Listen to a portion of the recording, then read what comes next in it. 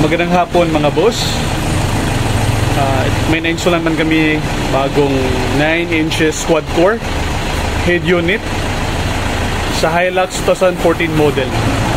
Okay? So yung free nito, yung package pala is nasa 15,990 kasama na yung panel pati yung reverse camera. Okay? Pasok tayo sa loob, tingnan natin kung ano yung makikita nating features sa head unit. Okay?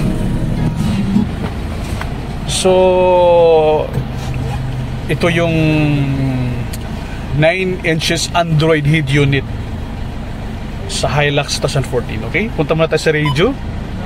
So okay, so choose lang kayo kung ano yung station na gusto nyong pakinggan. Okay, next. Punta tayo sa okay. Dito no mga features, may App Store, pwede kayong mag-download kahit anong apps po dito. May Chrome, pwede kayong mag-research or hanapin kung ano yung gusto nyong i-search. Pwede nga Bluetooth. Okay, equalizer, adjustin yung music kung ano yung gusto nyong. Okay, either rock, standard, soft, classic, pop, depende sa inyo. Okay, may calculator, may gallery, makikita doon kung nakastore doon yung mga pictures. Google at the same time, may maps. Okay, tingnan natin yung maps. Okay, nagtungo ngayon sa Zamboanga, sa may Governor Ramos Street. Dating Zamboanga White before, sa harap lang ng Circle sa Tea House. Okay, and then punta tayo sa YouTube. Okay, so pakinggan natin yung tunog or music na nakakonect sa lahat ng speaker ng sasakyan. Okay, for a while.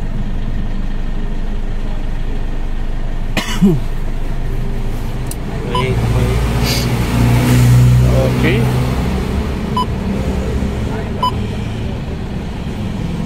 Wait lang.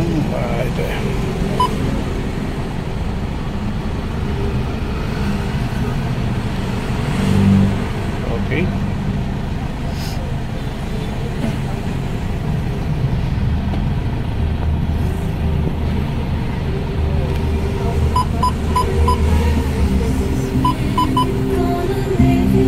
Okay. Connected po yung lahat yan sa lahat ng speaker. At the same time, if gusto po kayo mag reverse, so automatic po siya yung Android, pupunta po siya sa likod pag mag-reverse po kayo.